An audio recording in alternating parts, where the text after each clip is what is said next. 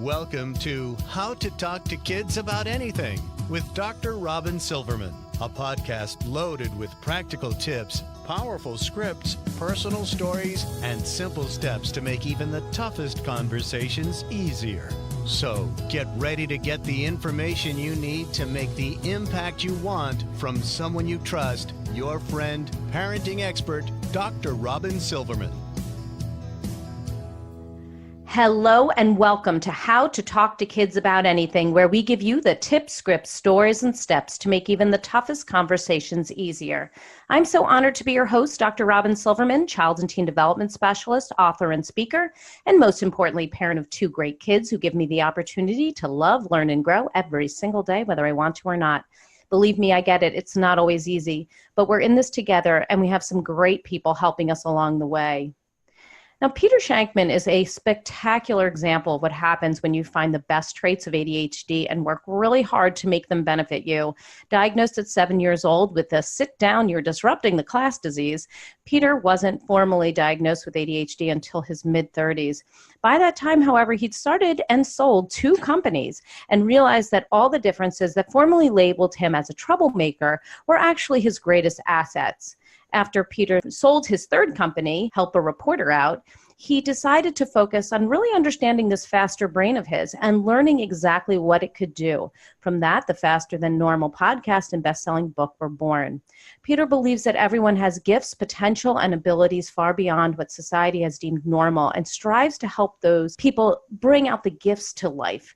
In so many people and kids who have ADHD, he does this through podcasts and books and online videos and countless worldwide speaking appearances. We're so blessed to get this insider's view on what it's like to have ADHD, be wildly successful with ADHD, and how to manage your responsibilities, your deadlines, your environment, your diet, many other areas of life when you have ADHD, using it as a gift, not a curse.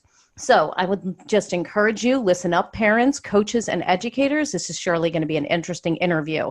Thank you so much, Peter Shankman, for joining us on How to Talk to Kids About Anything. Pleasure is mine. Glad to be here.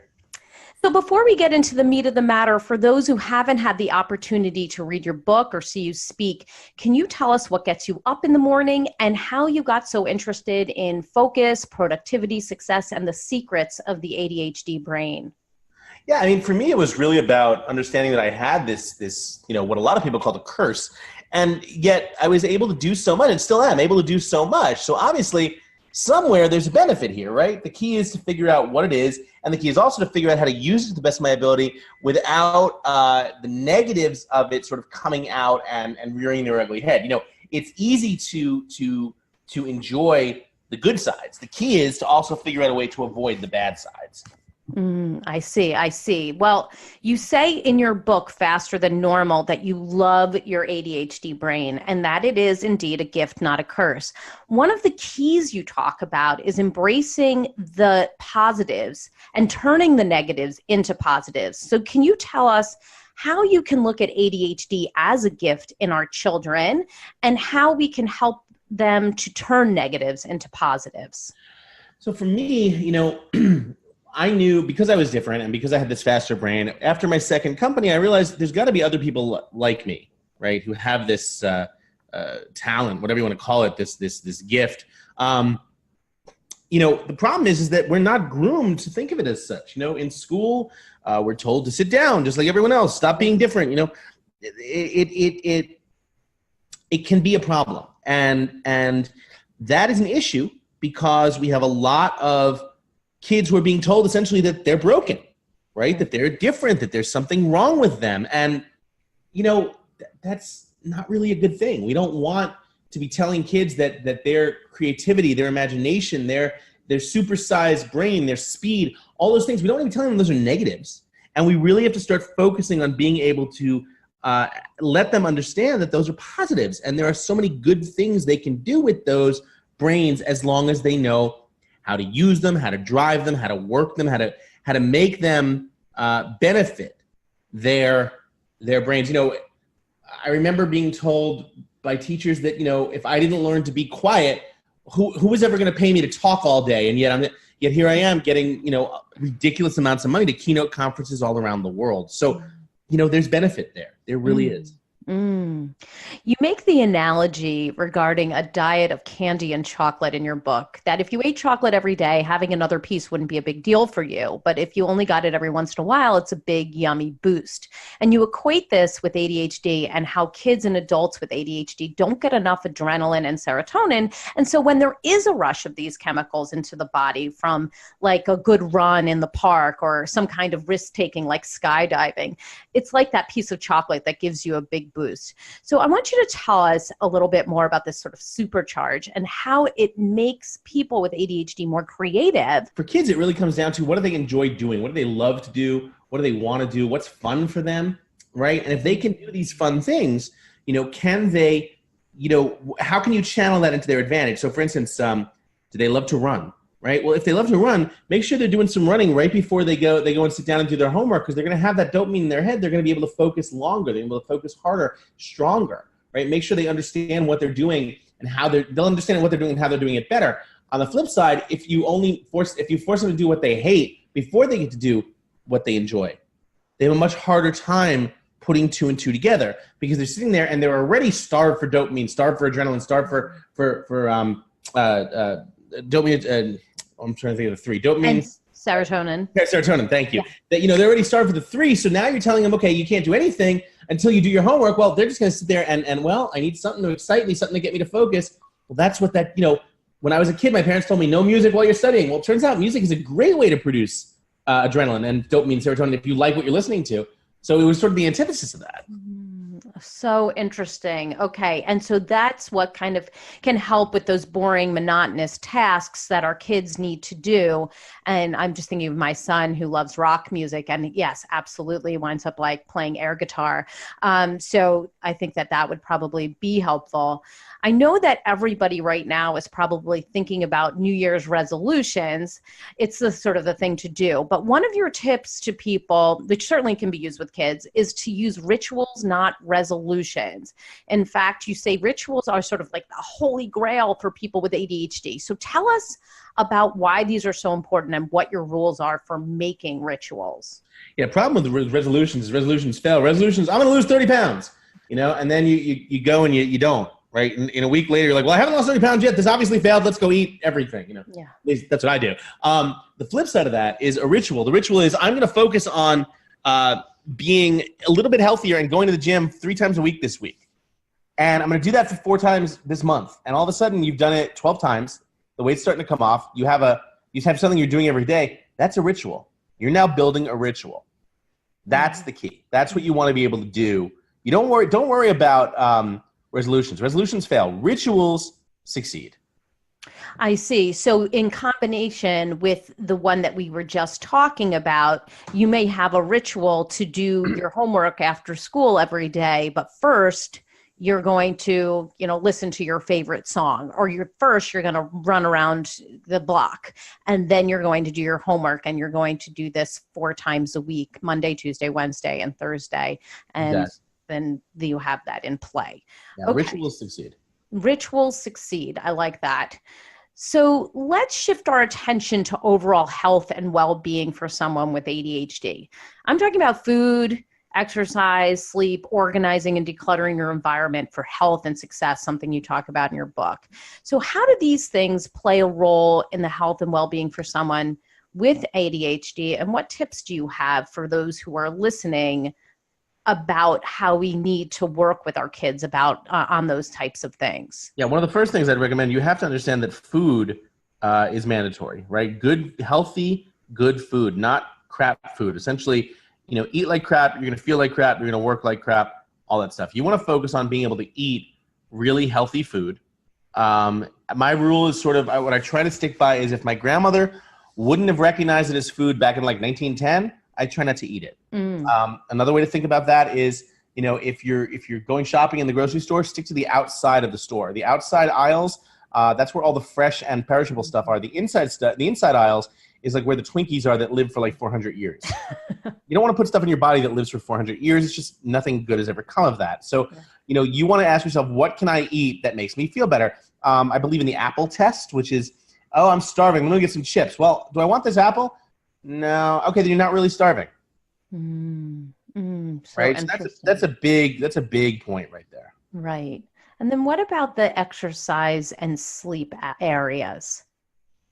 I get approximately 8 hours of sleep a night, as much as I can. I tend to go to sleep around 8:30 every night, and I'm usually up by just before 4. Wow. People think I'm crazy, but that's how I get my work done. If I didn't have that time super early in the morning for myself, I would not be able to focus. I would not be able to get my exercise in, and I wouldn't have as good of a day. So the key for me is to be able to focus on having as good of a day as possible, doing what I can do to create the best days I can have, and doing that as much as I possibly can. So some of those rituals that I've created to do that, I focus on getting as much sleep as I can, but then I also do things to avoid having to question what I want to do, i.e. I sleep in my gym clothes. People think that's crazy, but sleeping in my gym clothes means that I don't have to think about working out in the morning. I simply go and do it. Eliminate choice. I'm a huge, huge, huge believer in eliminating as much choice as possible. How do you think knowing that information would have impacted you as a child if you knew about your need to kind of get up really early in the morning and your need to exercise, your need to go to sleep earlier, eat certain foods? How do you think that would have impacted you? I think it would have changed a lot. But then on the flip side, I want to, maybe I wouldn't have paid attention. The key is things happen for a reason. They happen when they do. For me, it's about understanding what works now, not worrying about what would have worked last time or later or whatever, but understanding what works now and just doing as much of that as possible, as much as I can. All right. And not blaming, also I'd say not blaming myself for not understanding it earlier. Right. I think I'm trying to get in on how we can kind of get our kids to get on board with this, because what you're talking about, the kind of avoiding the chips, the eating healthier, making sure that we're doing things for our bodies, exercising, getting more sleep, are the keys to, the kids pushing back often. So I'm trying to get to the idea of what might motivate a child who has ADHD to get on board with some of these things so that they can be healthier and they have a more good sense of well-being. One of the first things I would say is I'd start looking for the premise of what it's not so much about. Don't frame it as going to sleep earlier. For me, I don't think of it as going to bed at 8:30. I think of it as being able to wake up super early to start my next day and be awesome at that. Right? So it's about what you want to be able to do as best you can do it. Okay, got it. If you frame it as, you have to go to bed early, what kid in their right mind is going to say that's cool, Right. And who says like, oh yeah, I love eating apples instead of course. The yummy. So talking about Twinkies, my kids, as well as any children with ADHD, do like indulging often. So they'll sit in front of a screen, play video, they'll want to sit in front of a screen, play video games for hours on end if nobody interferes, okay, if we didn't have rules. And you make a really interesting point in your book about free will, like not really being free for people with ADHD. Specifically, you say, when you're blessed with ADHD, but you are also blessed with free will, you simply have to employ some systems for handling the two. Otherwise, you'll never tap your full potential. So you have rules to help you live your best life. So can you talk a little bit about that? Yeah, for me, I have certain, I call them elimination of choice. So I have certain ways that I am able to prevent myself from doing things. For instance, like I said, I sleep in my gym clothes. That prevents me from coming up with an excuse not to work out. I'm already dressed. I might as well just do it. Right? I don't keep certain foods in the house because I'm going to eat them. Sure. My lights all work on a timer. The second, they're all digital. When a certain time comes, 3:45 a.m., whatever, the lights go on. And I'm awake. It's a lot harder to go back to sleep when your lights are on. Good point. Wow. Yes, that should be very helpful. I can only imagine what that my kids, even when you open the blinds in the morning, they're like, put them down.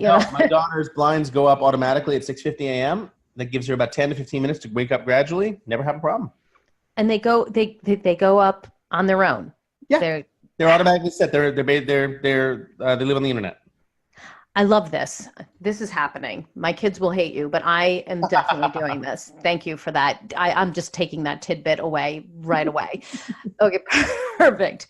So one of the areas that tend to be of great frustration for parents, teachers, and kids with ADHD is homework and things that you have to get done in a timely fashion. You talk about deadlines and how to learn to unenjoy something while dealing with triggers that can take you off track. So tell us the insider secrets on how to help kids learn to use deadlines to their advantage and deal with these triggers, as you say, to unenjoy something until it's done. So, look, I hate math. Okay. You and many other kids. Right. Hate math with a passion. Never been a fan. Not my area of expertise, although I tell my kids math is awesome. So love. What can I do to create a lesser horrible experience? Right? Maybe I'll work for 20 minutes and then take a break. Maybe I'll get this page of problems done, go ride my bike for a half hour, come back and do the second page of problems. Right? Whatever it is, what is the thing you can do to make the thing you have to do seem less unappealing? So what are some things that we can do? Like what is your way of getting through something you unenjoy? So I do a lot better when I'm in a clean and precise environment, right? Okay, tell us about that. So I consider it. I don't consider it a splurge to hire a cleaning person. I consider it mandatory. I come home, my apartment's clean, my office is clean, whatever. I'm much more apt to get work done. On the flip side, my assistant might say, Peter, you have 4 expense reports you have to get me or we're not going to get paid. I'm like, okay, I'll get them soon. She's like, well, here's the thing. I'm not scheduling anything in your calendar for the next week. You want to make some money? You better get those done or else you're just literally not going to have anything to do. I'm like, okay, crap. Okay, let's go do them. So that's more of a fear-based scenario and it works. But other things might be, okay, Peter, I know you want to go skydiving. So Megan, my assistant might say, Peter, I won't schedule anything after 10 a.m. on Tuesday if you get me all those reports by Monday night. Get me the reports by Monday night. You're free to go skydiving all day Tuesday. Go have fun. Right? So she's giving me incentive to do what I need to do before I need to do it. Okay. Awesome. No, that's really good. And so we can use some of those incentives with our kids and understanding that you got to buckle down. The flip side of that might be something like, okay, I have 2 pages of math homework. Let me get one side done and then I'll go do something that I enjoy for 20 minutes. That'll give me the dopamine as a bonus. Then I'll go do the other side. Okay. That dopamine boost is really important with kids with ADHD. And I think that's sometimes not something that we really focus on. We just say, get it done, get it done. Yep. So this is a really important idea. So give us some tools or life hacks that you absolutely love that have helped you stay on task and organized that you think will be great for kids too. Well, for kids, I mean, a lot of it comes down to writing it down. If I don't write things down, they do not get done. So it is mandatory that I write things down. If I don't write things down, things don't happen. So I tend to do that. That goes without saying. I would also suggest that it is being able to, again, what you're eating, what you're doing, give yourself time in the morning to not be rushed around and crazy and trying to get things done. Give yourself a little extra time to get things done so you can get up a little earlier. You have a half an hour before school starts, before you have to leave the house, whatever, where you're not going crazy. I personally love that those last 30 minutes before I go to school, before I go to work, where I can just chill in my apartment, right? Hang out with my kid, hang out with my cat, whatever, before things go crazy and say, okay, I'm good. Things are working. Things are not too insane. So you have everything done before that half an hour, like bags packed? That's one of the reasons I get up as early as I do. Okay. So you are able to walk out the door, but you have an extra half an hour. Right. And I'm not freaked out. I'm not worried. I'm calm. I have everything I need. I haven't forgotten anything. Okay. I've had That's important for us to keep in mind because, mornings are not always easy, when you have kids. And they could be a lot easier, again, if you take that time to sort of wake up and give yourself that extra little bonus. Good point. What's one thing you really want parents with kids to know, with kids with ADHD to know? The hands down most important thing is to understand that your kids are not broken.